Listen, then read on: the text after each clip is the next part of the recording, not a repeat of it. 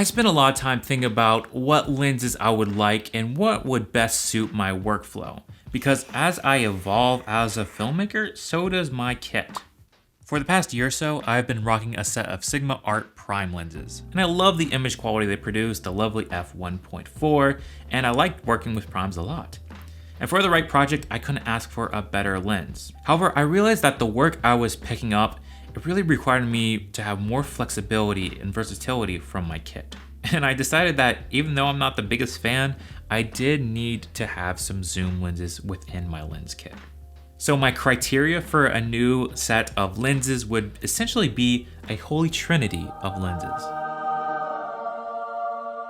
It would be comprised of a standard zoom lens for general purposes, a wide angle for establishing the scene, and a telephoto for that extra reach. This would allow me in almost any situation I'm thrown into to have any focal length I may need. Further criteria for these lenses would be a good, reliable autofocus, an f2.8 constant throughout the zoom range, and have decent image quality, and bonus points if they are from the same brand. Since I shoot with the Sony A7siii, the obvious go-to lenses are the Sony G Master series, which they basically mark off every single checkbox that I have. Great image quality, autofocus, they're great workhorse lenses favored by many professionals.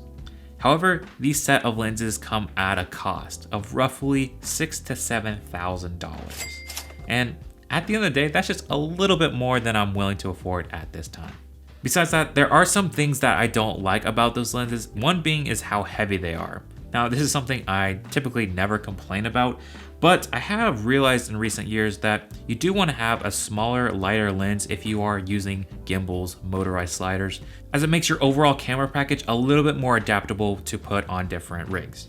So the lenses that I ultimately chose is these three from Tamron, featuring the ultra-wide 17 to 28, the standard zoom lens 28 to 75, and the telephoto 70 to 180.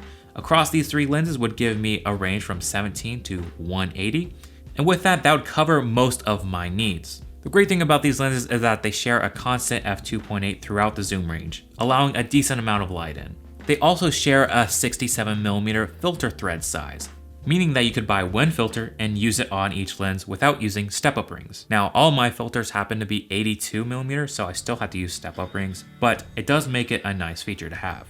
The autofocus and image quality still hold their own compared to the G Masters, but they are significantly less expensive, which is the major reason why I chose these lenses. Alright, so I'm not going to sugarcoat it. These lenses are simply boring.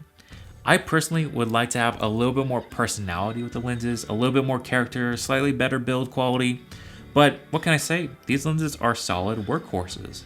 I've had the 70 to 180 for the longest out of these three lenses, and it has a unique feature of its sleeve where in manual focus, at 70mm, you can focus really close, almost achieving macro-like shots.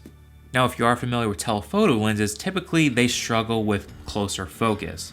And nothing is more annoying when you're shooting, you're getting the shot, it's well composed, you go to focus and you realize you can't because you're, too close. So minimum focus was actually something on my list that I did want with this telephoto lens in particular. I don't use the telephoto as much as the other two, but I can say that having this lens in my kit for paid work, I do find myself using it quite a bit. Moving on to the 17 to 28, this is the newest out of the bunch. I wanted this lens to be used on gimbals, showing the space of a location, or simply to film myself talking to camera. Its special feature is that it has internal zooming, which this is great if you happen to use gimbals. You can balance your camera once with this lens and you're not going to have that much shift, and basically your gimbal is going to always stay properly balanced. 17mm on a full frame is going to be as wide as I'm going to need to go, and it's going to be great to have this in my kit knowing if I ever do need something this wide, I got it.